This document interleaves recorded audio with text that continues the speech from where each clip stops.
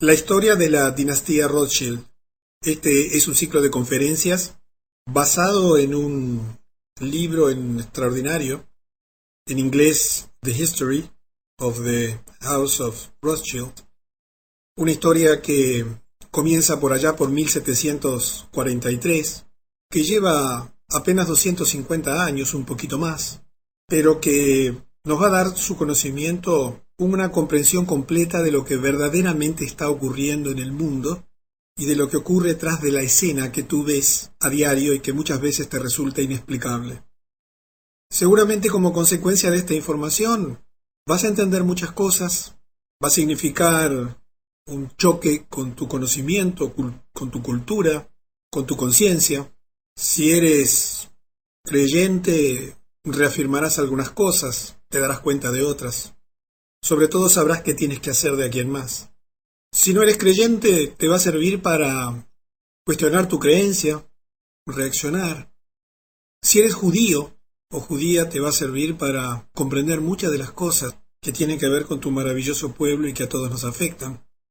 Es una historia de poder basada en el dinero. Es una historia de dominación mundial, de gobierno mundial.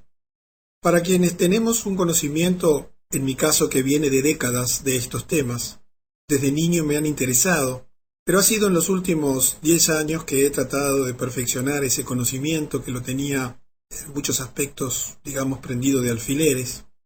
Esta información puede resultar una manera de sistematizar el conocimiento, de ordenarlo, pero para aquellos que no tienen conocimiento de estas cosas, la inmensa mayoría de las personas, es un conocimiento que impacta, que sorprende, que golpea, que te obliga a cambiar, a pensar, a replantearte cosas.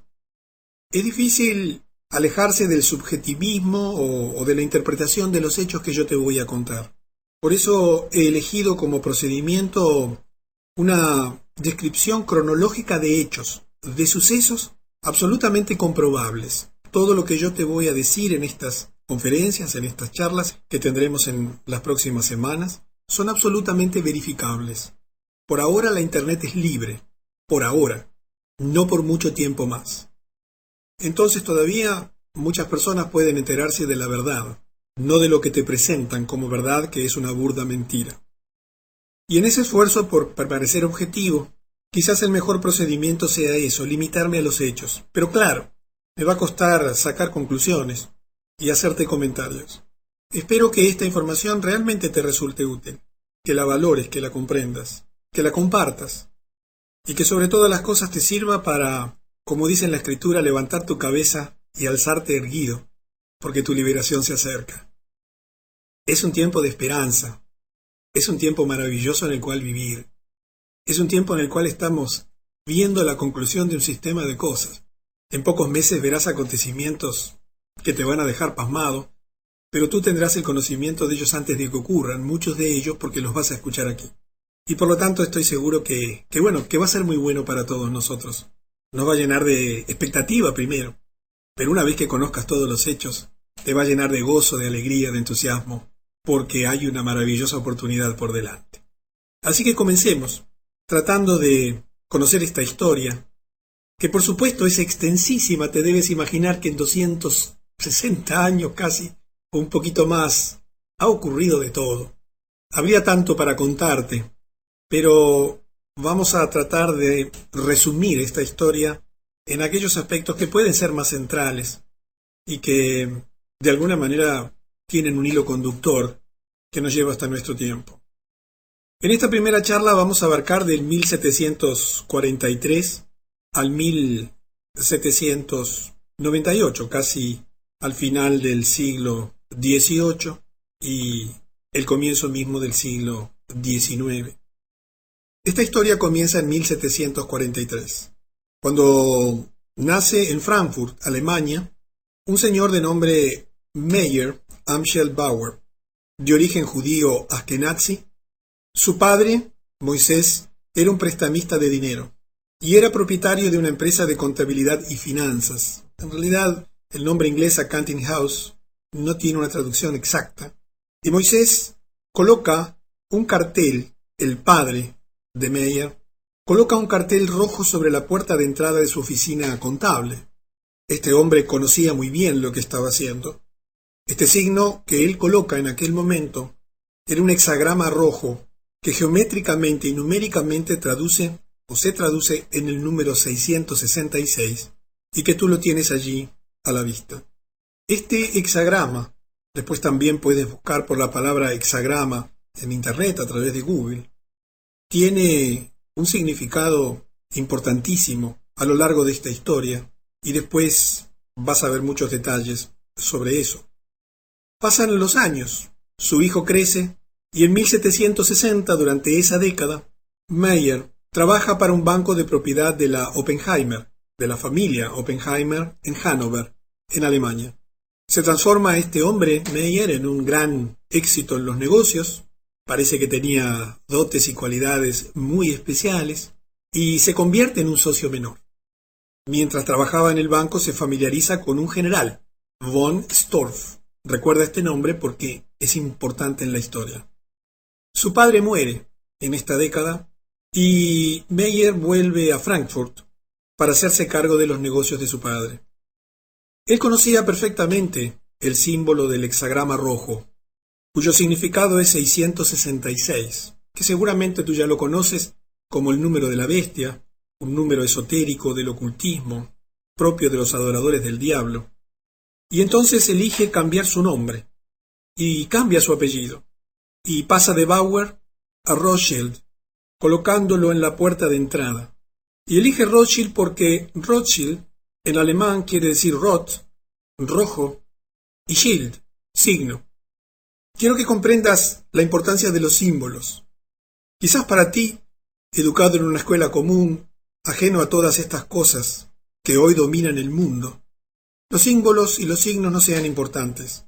Pero para Meyer, Amschel Bauer, ahora Meyer Rothschild, los símbolos eran importantísimos.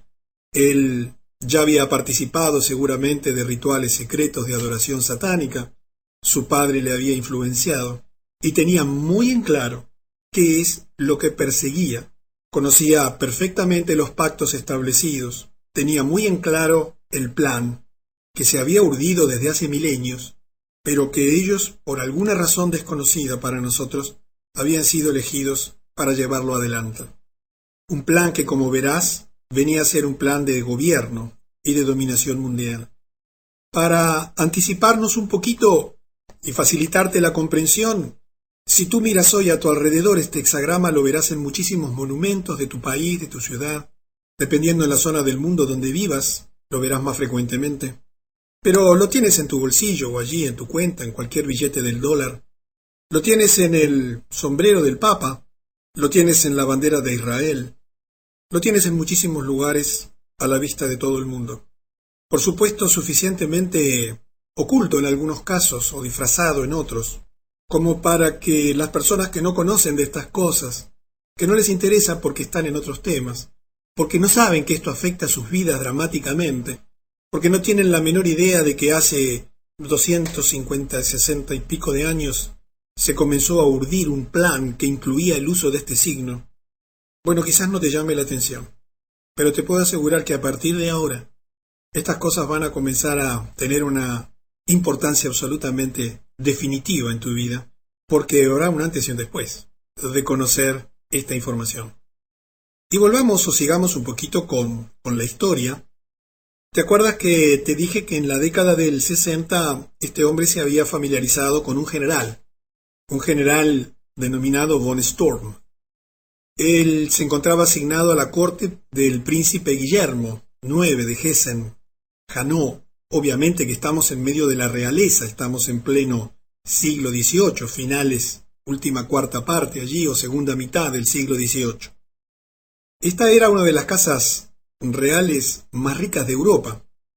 Había adquirido su riqueza de una manera muy inteligente. Arrendaba soldados de Hesse a países extranjeros que necesitaban o estaban haciendo guerras y necesitaban mercenarios. Y por supuesto que a cambio de eso obtenían ganancias extraordinarias. Por supuesto que es una práctica que tú conoces, ¿verdad? Hoy continúa bajo la forma de exportar mantenimiento de la paz a través de la ONU con tropas en todo el mundo. Aquí en nuestro país es una función corriente de nuestros soldados, ir al exterior a vender sus servicios militares en otros países en guerra. Por supuesto, bajo la fórmula hoy moderna de mantenimiento de la paz. Y allí Meyer, que era un gran comerciante, este nuevo Rothschild, o iniciador de la dinastía Rothschild, inmediatamente advierte que había allí una gran oportunidad de negocios. Recuerda que él ya era un comerciante muy exitoso, dominador del mundo de las finanzas, del mundo de los préstamos, del mundo de las empresas, del mundo de los bancos. Y con el pretexto de venderle a este príncipe valiosas monedas y baratijas a precios reducidos, porque él los podía comprar fácilmente con su poder económico y los préstamos que él daba, que muchas veces quedaban garantidos con joyas y riquezas que luego los deudores no podían recuperar, intenta aprovechar la relación del general en la corte para acercarse al príncipe. Y así Rothschild, porque ya lo vamos a comenzar a llamar Rothschild, ya se había cambiado el nombre, fue presentado al mismo príncipe William, quien por supuesto quedó más que satisfecho con los precios de las monedas raras que recibía y esas baratijas, y se dio cuenta que podía hacer muy buenos negocios. Y entonces Rothschild le ofrece una participación en cualquier otro negocio que el príncipe le pudiera plantear. Y verás cómo esta cercanía al poder, a los gobernantes ricos y poderosos, que comienza de una manera sencilla, financiándole compras de cosas valiosas a precios bajos para introducirse, comienza a ser parte de una estrategia que más tarde significaría la completa dependencia de todas esas realezas y de los gobiernos del mundo a su poder económico. Rothschild entonces comienza a adquirir poder, un poder basado en el dinero, y se convierte en uno de los colaboradores más cercanos del príncipe Guillermo, y termina haciendo negocios con él, y con los miembros de la corte. Pronto se da cuenta y descubre que prestar dinero a los gobiernos y a la realeza es más rentable que prestar dinero a las personas, ya que los préstamos son más grandes y están asegurados por los impuestos de la nación.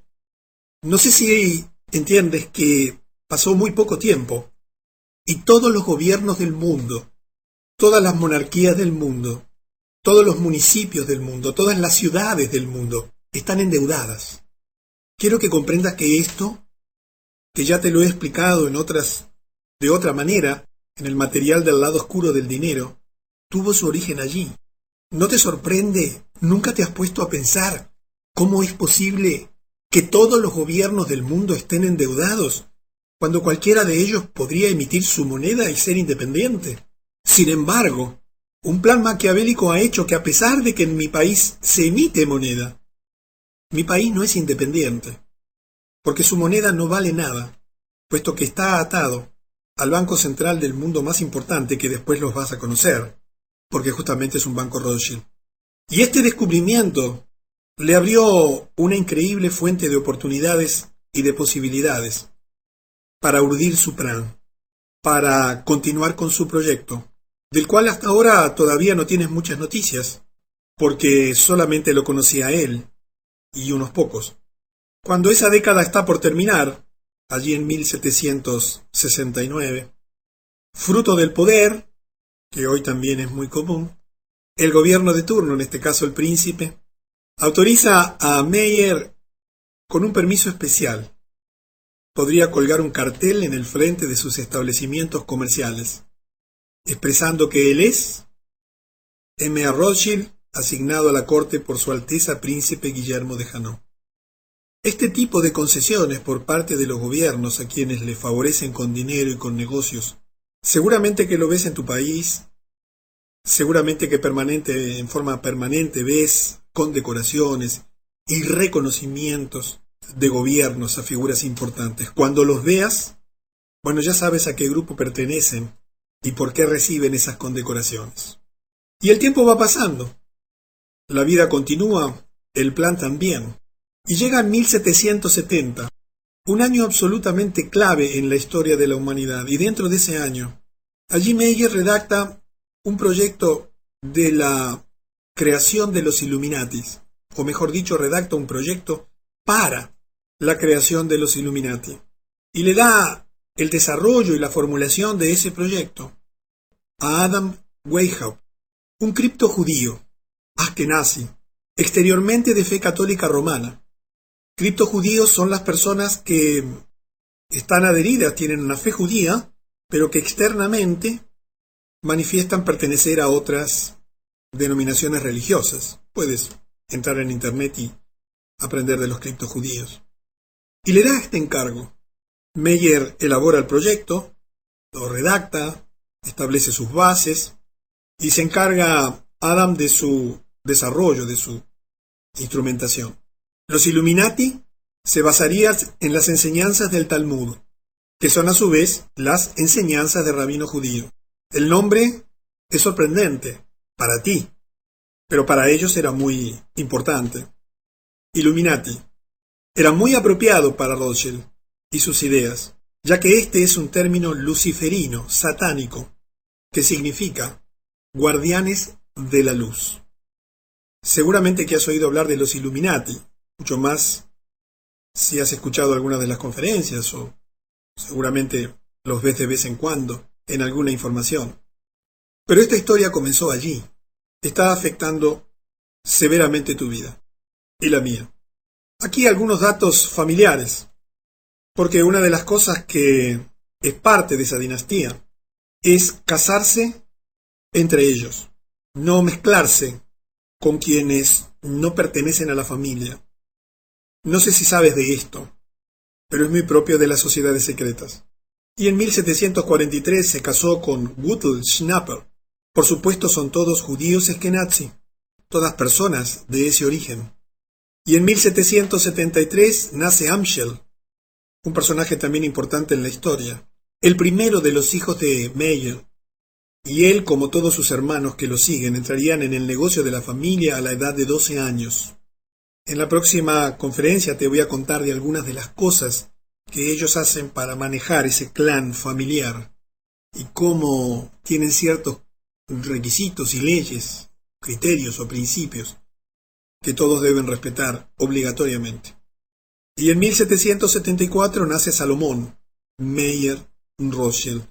Simplemente, si bien no le vamos a dar mucha atención a los nacimientos y a los casamientos y demás, quiero que comprendas que mientras el plan se va desarrollando, se va urdiendo también una dinastía, se va creando una dinastía, que luego implica la vinculación con una serie de familias, porque comenzaron a aparecer otras personas que por razones de intereses comerciales y financieros y políticos y militares, que por supuesto integraban siempre la realeza o familias de alto poder económico o de mucho prestigio, comienzan a repartir el poder, pero siempre entre un grupo muy pequeño. Y en 1776, Adam Weishaupt finalmente y en forma oficial completa la organización de los Illuminati. Fue el 1 de mayo de 1776 cuando se crea definitivamente la organización de los Illuminati. El propósito declarado de los Illuminati, según esto que está escrito y documentado, no son opiniones, sería dividir el Goyim. Son todos los no judíos, tú y yo, a través de medios políticos, económicos, sociales y religiosos. Y aquí quiero hacer una precisión porque también incluía a muchos judíos que ellos no consideran como tales. La idea era generar incidentes entre esas personas, con el fin de provocar lucha entre los Goyim, en tanto que las partes en conflicto serían armadas por los Illuminati, con el propósito final de destruir los gobiernos nacionales, destruir las instituciones religiosas, y que finalmente se destruyesen entre sí. Quizás este proyecto te resulte diabólico, es exactamente eso, un proyecto satánico. Quizás que recién comienzas a conocer algunos detalles, todavía no lo puedas asociar muy bien con lo que está ocurriendo, pero aguarda que en breve tendrás el desarrollo de esto, que en ese momento, el 1 de mayo de 1776, se pone por escrito, en documentos, que dan lugar al nacimiento de una organización poderosísima en el mundo que tendría estos propósitos declarados. No eran opiniones o interpretaciones, no son opiniones o interpretaciones de historiadores. Está documentado y escrito. Y eso es lo que comenzaron a hacer. Dividir a todos los no judíos a través de medios políticos, económicos, sociales y religiosos. Generar artificialmente conflictos, guerras, conflictos sindicales, sociales, étnicos, de todo tipo. Financiar las armas de ambas partes, de todas las partes en el conflicto, con el propósito final de destruirlos. Quizás te sorprenda, te vuelvo a repetir, quizás te resulte inverosímil, pero si sigues atento al desarrollo de esta historia, verás que todo encaja y que finalmente comprendes el rompecabezas. Y comprendes cómo aquello que se decidió, se instrumentó y está funcionando. En ese mismo año, Weishaupt pronto se infiltra en la Orden Continental, que era una orden secreta, masónica, con esta doctrina Illuminati, y establece la Logia del Gran Oriente, una de las principales logias masónicas del mundo hasta el día de hoy, como su cuartel secreto. Quiero que conozcas su emblema, uno de los tantos: libertad, igualdad y fraternidad. ¿Te suena? En la escuela te hablaron de eso, después vas a ver, y también te hablaron de eso, si no mal no recuerdo, en el liceo, y ahora el 4 de julio reciente en Francia celebraron algo de esto. Lo tienes en cualquiera de los obeliscos de tu ciudad. Libertad, igualdad y fraternidad. Todo esto fue hecho bajo las órdenes y las finanzas del Mayer Rothschild y su influencia. Así es como el concepto de las logias se ha extendido y es seguido en todo el mundo masónico hasta la actualidad, porque había un plan escrito y una instrucción precisa de llevarlo a cabo a cualquier costo y de cualquier manera, sin interrupciones de nadie, como después te vas a enterar. También Weishaupt reclutó 2.000 seguidores, pagos. Mira que el dinero no era una limitante, como tampoco lo es hoy, incluyendo los hombres más inteligentes en el campo de las artes, las letras, la educación, la ciencia, las finanzas y la industria. Se les instruyó para aplicar los siguientes métodos con el fin de controlar a la gente. Te vuelvo a repetir, no estoy interpretando nada, ni quien escribió este libro en el cual están basadas estas conferencias ha inventado o interpretado. Esto está escrito por los Illuminati en su documento, en su acta de fundación, digamos así. Primero, y presta atención, utilizar el dinero y el soborno sexual para obtener el control de los hombres en los lugares más altos de los diferentes niveles de todos los gobiernos y otros campos de actividad. Una vez que las personas influyentes hubiesen caído por las mentiras, engaños y tentaciones de los Illuminati, deberían ser sometidas a servidumbre por la aplicación de políticas y otras formas de chantaje, amenazas de ruina financiera, de exposición pública, amenazas impositivas e inclusive la muerte, a ellos y también a miembros de sus familias. Suena duro, ¿verdad? Suena malo, suena perverso. ¿Te sorprendes?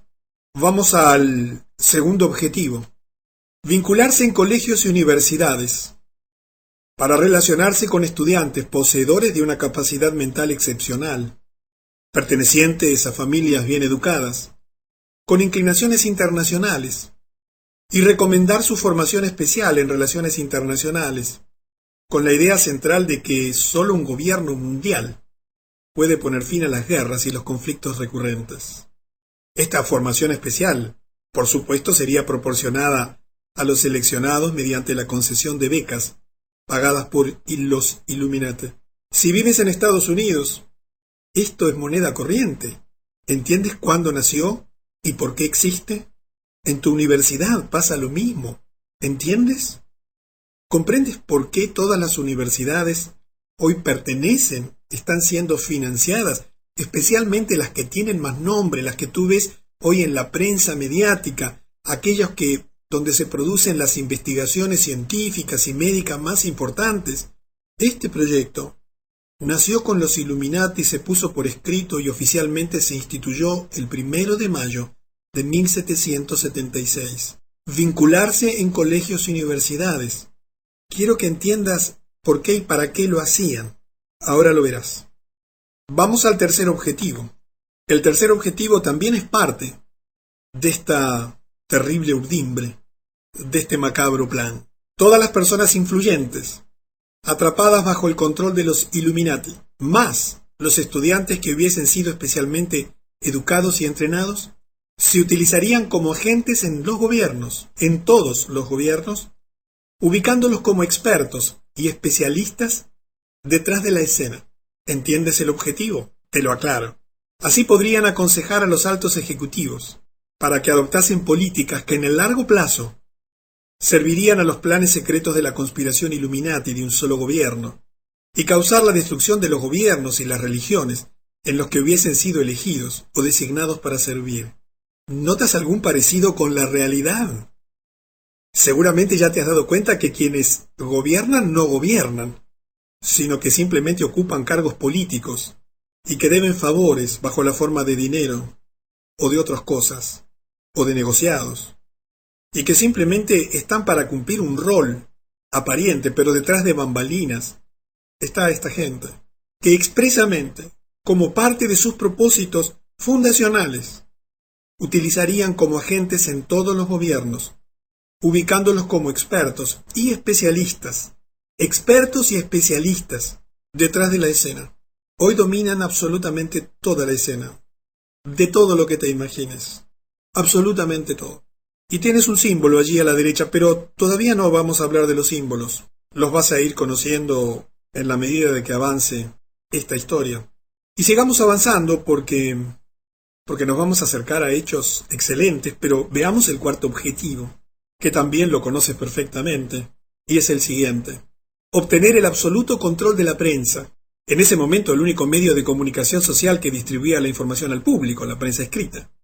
De modo tal que todas las noticias y toda la información pudiese ser inclinada, torcida, alterada, manipulada, con la finalidad de inducir a las masas a creer que un gobierno mundial es la única solución a los muchos y variados problemas de la humanidad. Todo lo que tú ves en la televisión, todo lo que tú escuchas en la radio, todo lo que lees en la prensa escrita, en las revistas de moda, todo, absolutamente todo, está manipulado. Solo puedes encontrar información independiente y veraz en canales de información independiente, por ahora, y mientras no controlen la Internet, para lo cual falta muy poco.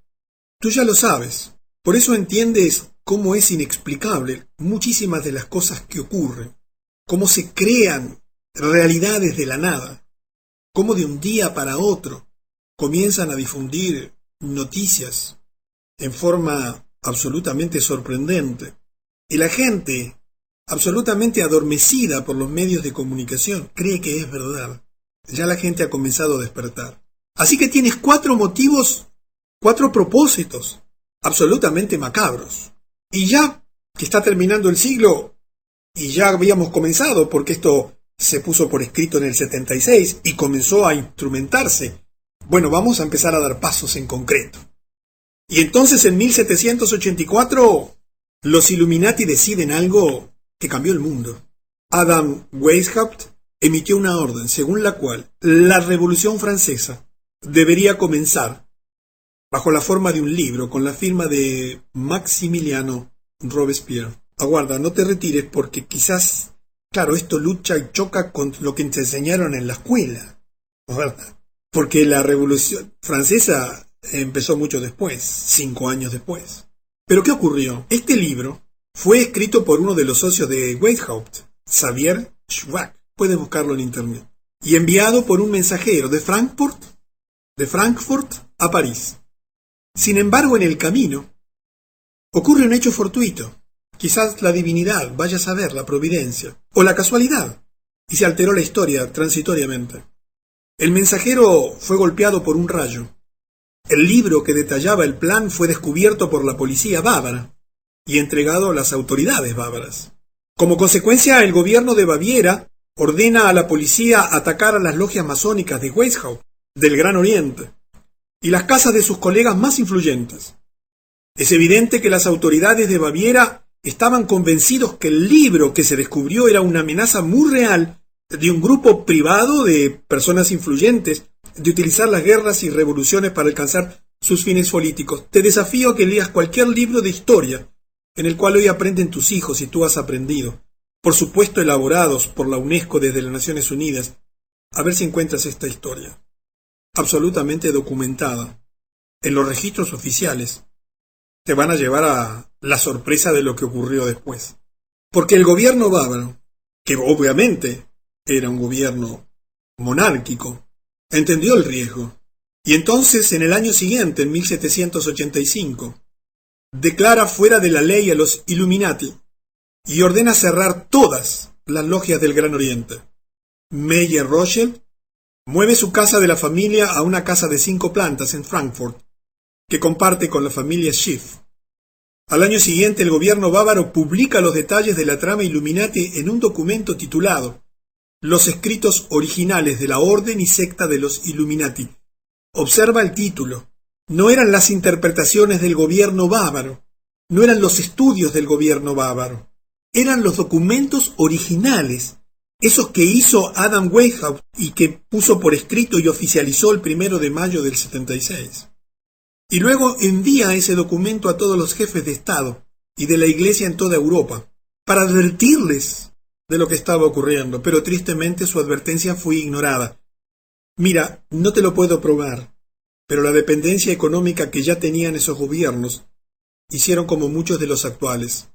Miraron para el costado, para mantener sus privilegios y sus beneficios, a pesar de que eso significaba la opresión y el oprobio para sus pueblos. Pero así se estaba urdiendo la trama, y ya nada la detenía, porque la influencia diabólica era incontrolable. Y pocos años después, a pesar de eso que ocurrió localmente, en 1789, debido a la ignorancia europea de la advertencia del gobierno bávaro, el plan de los Illuminati para una revolución francesa tendría éxito entre este año 1789 y el año 1793. Mira, aquí a la derecha tienes un sello francés, un sello postal francés, conmemorando el bicentenario de la Revolución Francesa. Quiero que empieces a entender los símbolos. ¿Por qué el gobierno francés pone como símbolo un símbolo Illuminati? Allí tienes el ojo que todo lo ve. Nada menos que para conmemorar la Revolución Francesa. Te podría haber puesto fotos aquí de soldados celebrando la igualdad, libertad y fraternidad. Aquí en mi país es un símbolo masónico, Illuminati, esto de la igualdad, libertad y fraternidad. Vivo a 2 cuadras del obelisco de Montevideo. Allí hay unas estatuas llenas de símbolos masónicos, y esos son las leyendas. Libertad, igualdad y fraternidad. Influencia de siglos. ¿Por qué un gobierno francés, que tiene 1000 símbolos para poner, festejando aquello, elige símbolos Illuminati? Mira, hay muchísimos. Quizás no lo veas allí en la imagen, en la diapositiva, pero en el centro, por supuesto, tienes un bastón allí Illuminati, pero ¿sabes en qué termina ese bastón? Debajo de donde dice Declaración de los Derechos del Hombre, hay un círculo, no sé si lo alcanzas a ver en amarillo allí. Eso es una víbora que se está comiendo la cola, cuya cabeza, que está exactamente en el centro, arriba de ese gorrito rojo, que es el gorrito de los masones, de los constructores, de los builders, tienes una víbora que se come a sí mismo la cola, símbolo masón. Esas imágenes de mujeres son también diosas masónicas. ¿Por qué elige un gobierno francés 200 años después de la Revolución Francesa este símbolo? Para festejar la Revolución Francesa. Pero eso pasa en tu país, en el mío, todos los días, todo el tiempo. Esta revolución era el sueño de los banqueros, porque establecía una nueva constitución, bajo la que se aprobaron leyes, prohibiendo a la Iglesia romana exigir los diezmos, que eran impuestos, así como eliminando la exención impositiva de que gozaba la Iglesia de Roma. Quiero que entiendas que era un proyecto de poder. Cuando llegues a nuestro tiempo, te vas a enterar por qué la guerra contra Irak, y por qué la guerra contra Afganistán, y por qué la guerra contra Irán, que la tienes dentro de 2 o 3 meses. Pero no quiero anticiparme. Sigamos, porque las mismas razones por las cuales se estableció esta revolución, que fue una guerra contra los gobiernos de ese momento, son las mismas razones que han ocurrido a lo largo de los últimos 2 siglos y medio. Siempre las mismas, siempre las mismas, siempre los mismos símbolos, siempre las mismas instituciones, siempre la misma manera. Y sigamos, porque nos estamos acercando al 1798, que es donde vamos a terminar la historia del día de hoy. Y ocurre en el año 1790 una frase absolutamente famosa, muy conocida para todos quienes conocemos este tema, de Mayer Rothschild: permítanme emitir y controlar el dinero de una nación, y no tendré por qué preocuparme de quién emite las leyes. Quiero que entiendas que hasta ese momento los Illuminati no emitían el dinero de ninguna nación. Ellos financiaban naciones, financiaban gobiernos, pero todavía la emisión del dinero era propiedad, y de las monedas eran acuñadas y emitidas por los gobiernos. Pero era en 1790, dice una frase premonitoria: permítanme emitir y controlar el dinero de una nación. Imagínate lo que dijo un hombre dueño de un banco. Él estaba afirmando algo que iba a ocurrir. Él, físicamente, en forma privada, se iba a encargar de emitir y controlar el dinero de una nación, porque así no tendría por qué preocuparse nunca más de quién emite las leyes y continuar con su plan.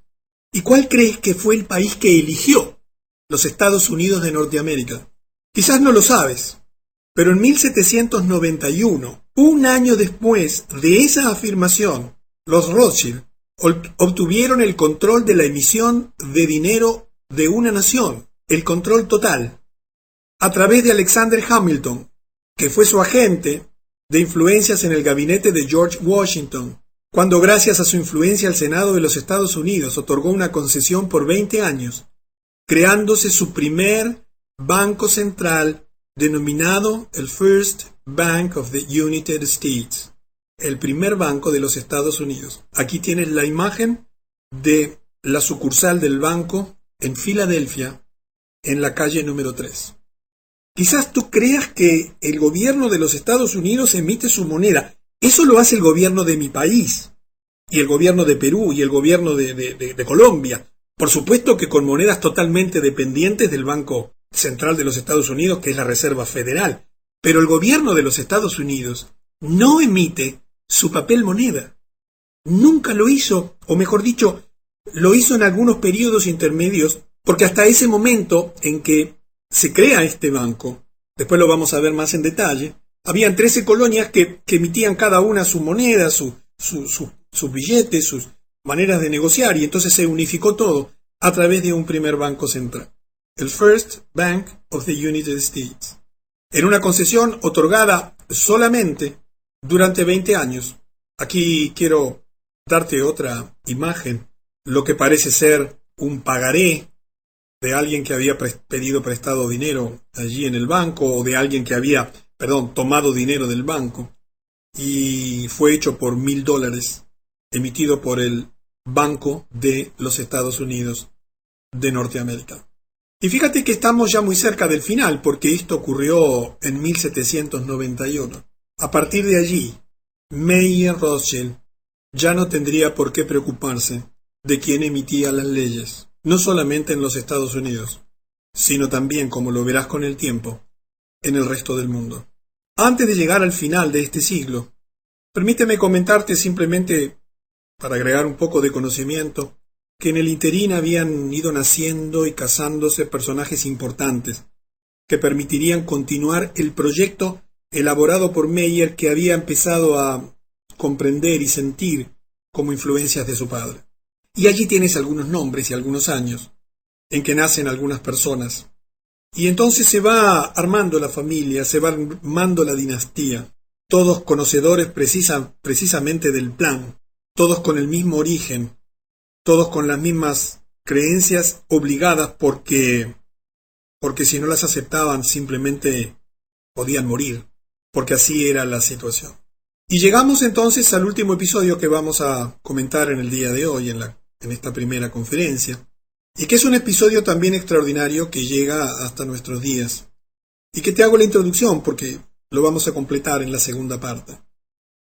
En 1798, ya en el fin del siglo XVIII, John Robinson publica un libro titulado Las pruebas de una conspiración contra todas las religiones y todos los gobiernos de Europa, llevada a cabo en las reuniones secretas de los masones, los Illuminati y las sociedades de lectura. Quiero que entiendas que esto que tú hoy ya estás viendo en todos lados y que de pronto escuchas aquí y que ya se conocía de hace siglos, denuncias, evidencias, documentos, hechos, existieron siempre, solo que hoy están a la luz y son evidentes. En este libro, el profesor Robinson de la Universidad de Edimburgo, una autoridad de la época, uno de los intelectuales de su época de mayor prestigio, que en 1783 fue elegido secretario general de la Royal Society de Edimburgo, dio detalles de todo el complot Rothschild Illuminati. ¿Te suena a Imagine No Religion? ¿Imagina sin religión? ¿Tú crees que eso es evolución de la humanidad? ¿Tú crees que eso es un pensamiento inteligente del hombre que evolucionó de no sé quién y hoy no tiene pelos cuando antes los tenía? Quiero que comprendas que es otra la razón por la cual a tu niño en la escuela le enseñan que es un mono sin pelos. Quiero que entiendas que hay un proyecto detrás de esto. Quisiera despertar tu conciencia para que al terminar esta serie de conferencias sepas qué tienes que hacer, porque felizmente tenemos una maravillosa oportunidad por delante. Todo esto que está ocurriendo hoy en día es el final de este plan y está próximo a su juicio final, a su desenlace final. Seremos seguramente los que estamos acá testigos de todo eso. Pero en función de lo que hoy estemos pensando, comprendiendo, haciendo y creyendo, será lo que nos tocará vivir. Sé que estas palabras, estos hechos que te he relatado, de los cuales soy un comunicador, no soy un investigador ni un historiador, sino simplemente un comunicador, alguien que toma información que existe. No he descubierto absolutamente nada, ni tú has descubierto nada.